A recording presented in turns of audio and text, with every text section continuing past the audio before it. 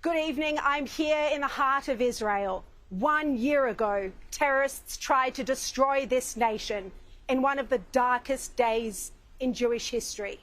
Today, we remember the invasion that would change both Israel and life as we know it. But we also recognise that Israel is alive, it's fighting, it's determined to survive, and it won't rest until it brings its 101 hostages home. This is a significant show tonight. You don't want to miss a minute. Former Israeli Prime Minister Naftali Bennett is on the show. He has a strong warning for terrorist sympathisers. I speak to freed hostage Aviva Siegel. She describes in graphic detail what it was like in those underground Hamas tunnels and how the young women were being raped. Aviva is a living, breathing witness to the horrors inflicted by Hamas and a stark reminder why the world can't abandon the women, children and even a baby still held hostage. We'll also remember Galit Carbone. She's the only Australian murdered on October 7, and I speak to her brother. He details her harrowing final moments, her desperate struggle to survive as she tried in vain to fight off terrorists at Kibbutz Be'eri.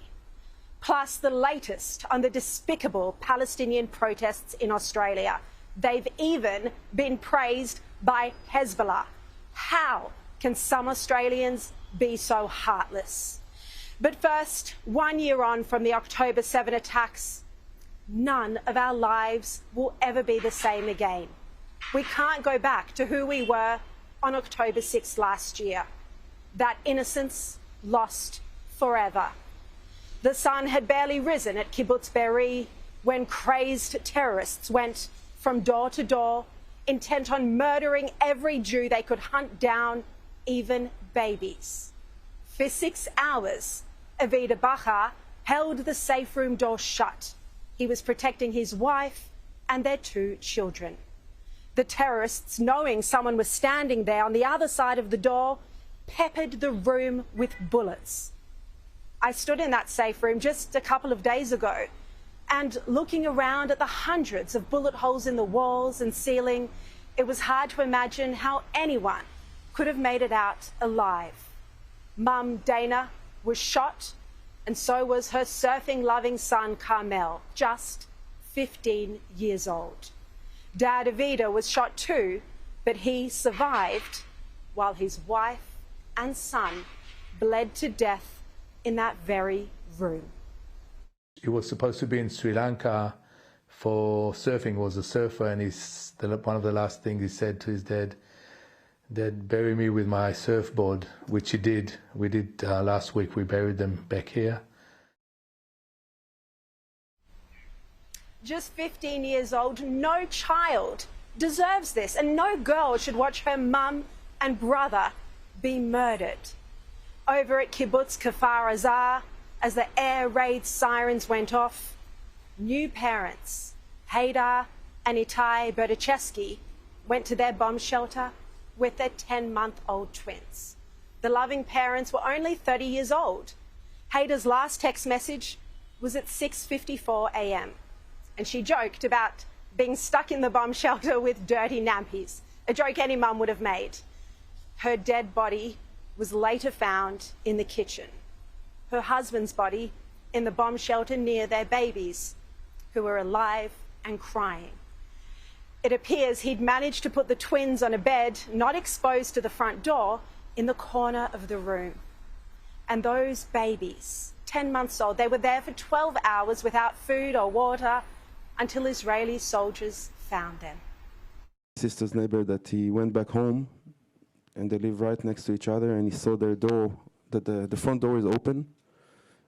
He saw an empty AK-47 magazine on the stairs, and that he hears that they're twins. They had 2 baby twins, 10 months old. 10 months old. He heard them crying. He tried to get into the house, but every time he did, the terrorists shot at him, so we couldn't get inside. Told us that it's confirmed and Adar and Itai are dead. And I remember we had this a minute or two that we kind of cried, broke for a minute or two, but then we looked at each other and like, okay, now we don't have one baby to take care of, we have 3. Those tiny babies are lucky to be alive, but they'll never know their parents. They're now orphans being raised by their uncle and aunt. At the same kibbutz, 3 little children, aged 3, 6 and 9, watched as their mum and dad were murdered by Hamas. 6-year-old Amalia, 9-year-old Michael hid in a cupboard. But little Abigail, only 3 years old, was missing.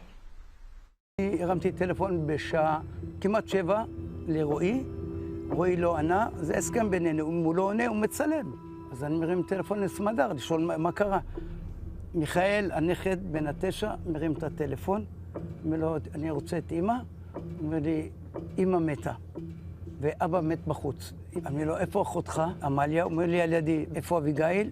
אומר לי, לא בבית. בקיצור, שואה. That was 7 a.m. By the afternoon, they were still hiding in the closet, a 6-year-old and a 9-year-old, 12 hours later. And this was the emotional moment when they were finally rescued. עמליה, הגיעו לכם חיילים? יופי, תצמדי אליהם, את לא זזה מהם, בסדר? But 3-year-old Abigail was taken hostage. She turned 4 in Gaza without a single member of her family around her, just terror. When she was released as part of the ceasefire deal, she came home an orphan. And the 3 children are now living with relatives. The trauma, very real. Over at the Nova Music Festival site, 400 young Israelis were hunted and murdered, gunned down or burnt in fire. Girls were raped. Those who survived tell just unbelievable stories of running, hiding in the bushes, in abandoned cars and playing dead, all trying to stay one step ahead of death, not knowing which way to turn.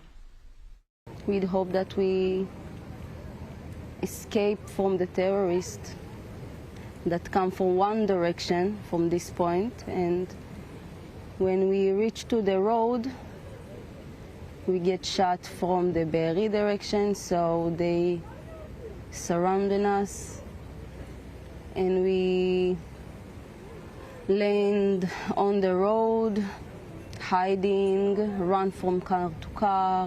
Wherever you try to go, you have terrorists. They're coming from that direction with RPG, and from the other direction you have snipers, and then you see them on motorcycles, and you just don't have a good option. You don't have where to go.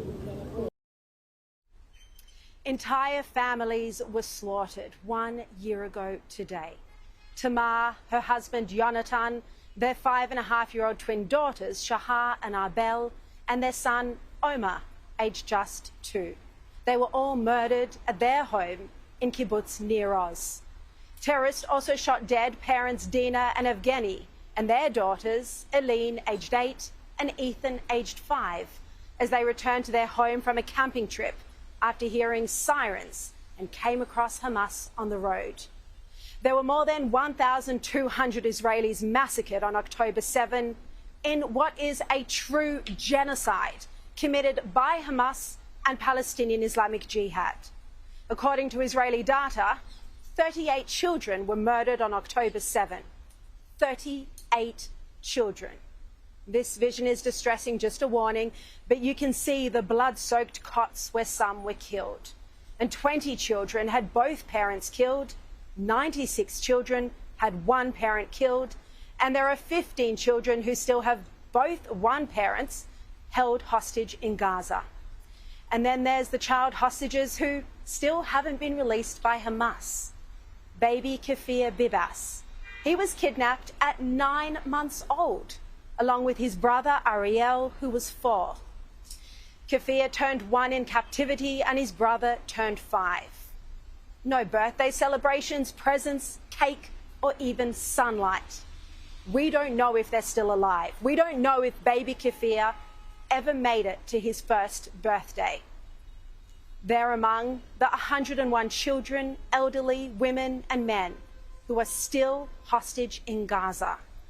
It's believed many of them are being used as human shields to protect the cowardly Hamas leader, Yahya Sinwar. Some hostages, thankfully, have made it home through unbelievably courageous rescue missions or early ceasefire deals. Those who have made it home face deep trauma. Some are a shell of their former selves. Now, I'm going to share some of these stories with you either tonight or over the next few days. But this celebration of death by Hamas speaks to something darkly wrong with the education and political system in Gaza, where the government pays a salary to the families whose sons or daughters are martyrs or terrorists, where school children are indoctrinated to want death to Jews. Yet instead of trying to change the Palestinian leadership and actually support Israel in removing the terror threat, the international community makes daily demands of the Jewish nation. The October 7 terror attacks, in truth, have only benefited the Palestinian cause, which has since received billions of dollars in funding and has improved its international standing at bodies like the United Nations. The horrors inflicted by Hamas have not only rocked Israel, but they've exposed the failings in Western civilization. We simply can't imagine anyone trying to claim the Holocaust should be contextualized, yet that somehow Jews brought it upon themselves. Yet that's the kind of unforgivable victim blaming that we've seen on a daily basis over the past year as the world urged Israel to pack up, go home, forget the hostages, and let the terrorists live. The October 7 attacks rocked Israel to its core, and Israelis continue to grapple with the enormity of this devastating loss. But there's also a renewed determination to survive. There's strength and resolve in the face of weak Western leadership that knows nothing about the threat of terror on their doorstep. Yet they seek to impose their virtue-signalling ideas upon a people who've always had to fight for survival. The lessons of past persecutions will not be easily forgotten. The anniversary today, it's important. We can't look away. This is history in the making. History of the very worst kind, and we have to bear witness.